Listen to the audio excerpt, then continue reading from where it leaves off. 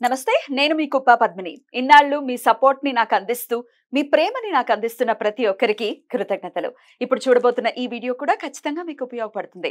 Like, share and subscribe చేసి మీ ఇష్టాన్ని అలాగే మీ సపోర్ట్ ని నాకు అందించండి. అలాగే ఈ వీడియో పట్ల మీ అభిప్రాయాన్ని కమెంట్ సెక్షన్ లో కమెంట్ చేసి నాకు తెలియజేయండి. నమస్తే. జీవితంలో రకరకాల సమస్యలతో బాధపడుతున్నారా? ముఖ్యంగా ఆర్థిక సమస్యలతో సతమతమవుతున్నారా? ఎన్నో పరిహారాలు చేసి అలసిపోయారా?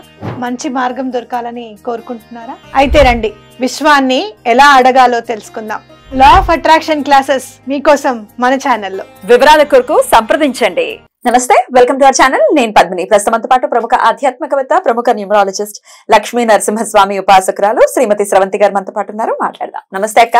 నమస్తే పద్మిని. అక్క, స్వామి వారికి, వెంకటేశ్వర స్వామికి రకరకాల సేవలు మనం చేస్తూనే ఉంటాం. రకరకాల తిరుమలలో అయితే చాలా అద్భుతంగా స్వామికి మంచి మంచి సేవలు అన్ని చేస్తూ ఉంటారు. అక్కడ ఉన్న వాళ్ళు నిజంగా అదృష్టవంతులు. అయితే అన్ని సేవల్లోకెల్లా ఒక సేవను మాత్రం చాలా విశేషంగా చెప్తారు. గంధం అరగదీసి స్వామికి సమర్పించేది. అది తిరుమలలో అనుకోవచ్చు. అలాగే అప్పన్నకి, అంటే సింహాచల స్వామికి కూడా, నరసింహస్వామికి కూడా అరగదీసి పెట్టేటటువంటివి అది కూడా చెప్తూ ఉంటారు కదా. ఏమిటి ఈ గంధం అరగదీసి పెట్టేటటువంటి దీనికి ఎందుకంత వైశిష్ట్యం ఉంది? అలాగే మనం కూడా ప్రతినిత్యం దేవుడికి సమర్పించేటప్పుడు ఈ డబ్బాల్లో గంధం కాకుండా అరగదీయటం అనేది పెట్టుకోవాలా, ఎందుకు పెట్టుకోవాలనేది ఒకసారి తెలుసుకోవాలనుకుంటున్నాక. తప్పకుండా చెప్తాను పద్మిని. మన ఇంట్లో ఉన్న వస్తువులు, అంటే మనకి చాలా మంచిని తీసుకొచ్చే వస్తువులు నేచర్ చాలా ఇచ్చిందని చెప్పుకోవాలి. మీరు చూస్తే కనుక మన ఇంట్లో ఉండవలసిన వస్తువులు తిరగలి, అలాగే రోకలి, ఇవన్నీ చాలా ఇంపార్టెంట్. నీకు చెప్పాను ఒకసారి, మనం చెప్దాం పద్మిని ఏం ఉండాలి అని చెప్పి చెప్దామని. అంటే ప్రత్యేకించి వంటింట్లోనా, దేవుడి గదిలోనా? దేవుడి గదిలో చిన్న చిన్న పెట్టుకోవడం మంచిదే, లేదు లివింగ్ రూమ్ లో పెట్టుకోవడం కూడా మంచిది. నెక్స్ట్ ఎపిసోడ్ లో చెప్తాం తిరగల గురించి. తప్పకుండా చెప్తా. అయితే గంధాన్ని మాత్రం మీరు చూస్తే గనక చక్కగా చెక్క రూపంలోనే మనకి దొరుకుతుంది ఒకటి. అలాగే గంధపు సానబెట్టే రాయి ఖచ్చితంగా ఇంట్లో ఉండాలి. పూర్వము పెళ్లి చేసేటప్పుడు ఒక గంధపు చెక్క, అలాగే ఆ సానబెట్టే రాయిని ఇచ్చి పంపించేవారట సారలో. మా బాపమ్మకి, అంటే మేము బాప అంటాం కానీ మా నాన్నగారు వాళ్ళ అమ్మని బామ్మ అనమాట, ఇంత పెద్ద చెక్క పెద్ద రాయి ఇచ్చి పంపించారట.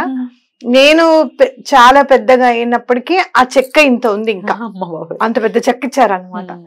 అంటే అది డివినిటీకి మనం సంకేతంగా మనం భావించవచ్చు. పూజ చేసుకునేటప్పుడు ఇదివరకు ఎట్లా ఉండేదంటే, స్వామివారికి బొట్టు పెట్టాలంటే కొంచెం నీళ్ళు వేసుకొని ఆ గంధపు చెక్కని చక్కగా రుద్దేసేసి పెట్టడం అనమాట.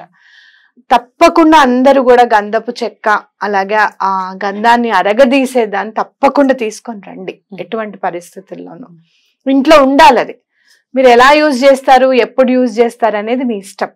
అయితే మీకు చాలా సింపుల్ వే ఒకటి చెప్తాను. ఏదైనా గురువుకి సమర్పించింది గురువుకి సమర్పిస్తే గనక భగవంతుడికి సమర్పించినట్టే. అలాగే మీరు వెంకటేశ్వర స్వామి కలియుగ దైవం కాబట్టి ఆయన పాదాల చెంత కొంచెం సమర్పిస్తే అంతా కూడా అందరికి సమర్పించినట్టుగానే మనం భావించవచ్చు. అంత కొంచెం తీసుకుని స్వామి దగ్గర పెట్టేస్తే పెట్టాలి. మ్యాటర్ ఆఫ్ 1-2 minutes లో అయిపోతుంది. ఒక రెండు ఇలా నీళ్లు ఇలా పెట్టుకోండి, మంచి నీళ్లు ఇలా వేళ్లతో ఇలా ముంచేసి దాని మీద వేసి, మళ్ళీ ఈ వేలు అస్సలు యూజ్ చేయకూడదు, చూపుడు వేలు ఉండకూడదు. ఇలా నీళ్లు తీసి దాని మీద ఇలా వేసి ఆ గంధాన్ని ఇట్లా అరగదీసిన తర్వాత మీరు ఫస్ట్ ఏం చేయాలంటే, ఒక చిన్న ఇట్లా కప్ లాంటిది పెట్టుకోండి దేవుడి దగ్గరది. అది మళ్ళీ మీరు వెండిది పెట్టుకోండి, లేదు అంటే గనక ఇత్తడిది పెట్టుకోండి, స్టీల్ది ఉండకూడదు. మళ్ళీ ఇలా తీసి ముందు గిన్నెలోకి తీయాలి ఖచ్చితంగా. అందరు చాలా మంది ఏం చేసేస్తారనంటే, గంధాన్ని అరగదీసిన తర్వాత దాని నుంచే తీసి పెట్టుకోవడము, లేకపోతే దాని నుంచే తీసి స్వామికి పెట్టడమో చేస్తారు. అదా చేయకూడదు, అస్సలు కరెక్ట్ పద్ధతి కాదు. అది చేయకూడదు. ఎందుకు చేయకూడదు అనేది నేను నెగటివ్ మాట్లాడను కాబట్టి నేను చెప్పను. అది చేయకూడదు అనేది గుర్తు పెట్టుకోండి. చిన్న ప్లేట్ లో అయినా పెట్టేసుకోవాలి. ఇలా తీసేసుకున్న తర్వాత మీరు చేయి కడుక్కోవాలి. ముందు ఫస్ట్ చేయి కడుక్కొని తుడుచుకొని ఆ సానబెట్టిన రాయిని ఒక్కసారి క్లీన్ చేసేసేయండి. ఇవన్నీ ఎంత 2 నిమిషాల్లో ఎలా అయిపోతాయి, మీరు ఈజీ మెథడ్ అన్నారు కదా అని మనం అనుకోవద్దు. ఏం చేయాలి అని అంటే, ఒక చిన్న దాంట్లో ఒక గ్లాస్ లో మంచినీళ్ళు పెట్టుకొని ఒక చిన్న టబ్బు కడగడానికి నీళ్లు దాంట్లోనే పెట్టుకున్నారనుకో, ఇలా తీసి మనం ముందు అరగదీసేస్తాము. అరగదీసి దానికి వచ్చిన గంధం అంతా దీంట్లోకి మార్చేసేసుకొని చేయి కడిగే ముందే ఆ సన్న రాయి ఉంటుంది కదా టబ్ లో వేసేసేయండి, గిన్నెలో వేసేసి దాంతోనే చేయి కడిగేసుకోండి. ఆ తర్వాత ఇలా రాయిని తీసేసి కొంచెం మీరు నుంచో పెట్టేస్తే ఆ నీళ్ళన్నీ వెళ్ళిపోతాయి. అయిపోయింది కదా పని, అన్ని కంప్లీట్ అయిపోయి పని సులువు. అప్పుడు ఆ గంధాన్ని తీసి మీరు ఎవరికైతే సమర్పించాలనుకుంటున్నారో వాళ్ళందరికీ చక్కగా పెట్టండి. పెట్టిన తర్వాత కూడా ఒక పువ్వుని అద్ది అక్కడ అందరికి గంధం సమర్పిస్తున్నాం అని చెప్పి ఆ పువ్వుని అక్కడ పెట్టుకున్నాక కొంచెం గంధం ఉంటుంది కదా అది మీరు ధరించండి. లేదు కొంతమంది ఇళ్లలో ఆడవాళ్ళు గంధం ధరించాలి అని అంటే ఫీల్ అవుతారు. అంటే సుమంగళులు ఎవరైనా ఉంటే కనుక కంఠానికి పెట్టుకుంటారు, నుదుటిన పెట్టుకోరు, కంఠానికి పెట్టుకోండి. పెట్టుకోవచ్చు, కంఠానికి తప్పకుండా పెట్టుకోండి. అలాగే కొంచెం ఇట్లా చేతికి రాసుకోండి. ఆర్థిక ఇబ్బందులు ఎంత తొందరగా తీరిపోతాయి అంటే 3 months చేయండి ఇదంతా కంటిన్యూస్ గా. మీకున్న బ్లాకేజెస్ కానివ్వు, లేదు అంటే గనక మీకు ఇవ్వవలసిన వాళ్ళు డబ్బులు ఇవ్వడం కానివ్వు, ఎంత సులువుగా మీ దగ్గరికి పనులు అయిపోతూ ఉంటాయంటే డబ్బుకి సంబంధించినవి అంత చక్కగా పనులు అయిపోతూ ఉంటాయి అన్నమాట. ఎందుకనంటే మీరు ఇక్కడ మీ కర్మని అరగదీస్తున్నట్టుగా మీరు భావించవచ్చు, అలాగే బ్లాకేజెస్ ని రిమూవ్ చేస్తున్నట్టుగా భావించవచ్చు. నేచర్ ని ఇంక్లూడ్ చేస్తున్నాం మనం ఇక్కడ, చక్కగా చెట్టు నుంచి వచ్చిన దాన్ని చేస్తున్నాం. నేచర్ నుంచి వచ్చింది కాకుండా ఎలిమెంట్స్ ని యూజ్ చేసుకుంటున్నాం, వాటర్ ని చక్కగా.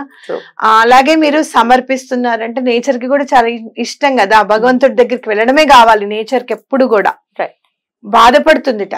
పువ్వు ఏదన్నా చెట్టు కుండిపోతే మనం అనుకుంటాం మందార పువ్వు ఉండని చెట్టుకి పాపం, ఒక్క పువ్వు అన్నా ఉండాలి చెట్టుకని అనుకుంటాం. కాదు, ఎప్పుడైతే భగవంతుడి పాదాల దగ్గరికి వెళ్తుందో అప్పుడు చాలా సంతోషపడుతుందట పువ్వు. కాబట్టి దాని జన్మకి సార్థకత. అయితే ఈ అరగదీయడంలో ఉన్నటువంటి ఆంతర్యం ఏమిటక్క, ఏమైనా ఉందా ఆంతర్యం? అరగదీయడం అని అంటే కర్మని పరిపక్వం చేసుకోవడం, మన ఎనర్జీని యూజ్ చేస్తున్నాం అక్కడ. అలాగే నేచర్ ని హెల్ప్ తీసుకుంటున్నాము, ఎక్కడో ఎంతో టైం ని ఇన్వెస్ట్ చేస్తున్నాము. అవునా, ఇవన్నీ ఎందుకు, మన కోసం మనం చేస్తున్నాం. కర్మని కరుగుతుంది అనుకోవచ్చు. రాశులు ఉంటాయి, పాపపు రాశులు ఉంటాయి. ఒక్కొక్కసారి ఏం చేయకుండా మనిషిని తిట్టేస్తూ ఉంటాం. లోపల ఒక్కొక్కసారి చిన్న విషయంగా చూడండి, ఎప్పుడన్నా ఒక చిన్న వస్తువు కనిపించలేదు, ఒక 100 రూపాయలు పర్సులో కనపడకపోతే ఇందాక పర్సు అక్కడ పెట్టాను, వాడు ఉన్నాడు, ఏమైనా తీసాడా ఏంటి అనుకుంటాం. మళ్ళీ ఎంత చక్కగా అనుకుంటామో, అయ్యో అనవసరంగా అనుకున్నానే, సారీ అని కూడా అనుకోము. ఒక్కొక్కసారి మనని మనం సమర్థించుకుంటాం, ఏం కనపడలేదు అనుకున్నాం, ఏముంది దాంట్లో అని అనుకుంటాం. ఇలాంటివి ఎన్నో చేస్తూ ఉంటాం. ముందు జన్మ, అంతకు ముందు జన్మ వదిలేసేది. ఇప్పుడైతే మనకు తెలుసు కదా అవేం చేసామో మనకు తెలియదు. ఇవన్నీ కూడా కరిగిపోతాయి అన్నమాట. ఇవన్నీ కూడా మన బ్లాకేజెస్ కి కారణమే. బ్యూటిఫుల్ అక్క. కాబట్టి ఇవి తప్పకుండా చేయండి. తప్పకుండా చాలా గిన్నెకి తీసుకోవడం మాత్రం మర్చిపోద్దు ఎటువంటి పరిస్థితులను. ప్లేట్ గానీ కొన్ని ప్లేట్ కాకపోతే తమలపాకులో అయినా తీసుకోవచ్చు, తమలపాకులో అయినా తీసుకోవచ్చు. తీసుకున్నాకే వాడాలి, తీసుకున్నాక దాన్ని కడిగిన తర్వాతనే వాడాలి. Right right. చాలా అద్భుతంగా వివరించారు అక్క. ఇది చాలా చిన్నదే అని అనిపిస్తుంది కానీ దీని ఫలితం చాలా అమోఘం, చాలా ఉంటుంది. ఆర్థికంగా చాలా పురోగమనం అనేది వచ్చేస్తుంది. లేదంటే మీరు చూడండి, అంత నాకు సింహాచలం అప్పనని చూస్తే మాత్రము ఇంకేం కావాలి, శివకేశవులకి అభేదము అని చెప్పి ఇంకా వేరే రుజువు ఏం అక్కర్లేదు. అవును, అవునా కాదా? గంధము ఆ లింగాకారంలోనే ఎందుకు అద్దించుకోవాలి, అవునా కాదా?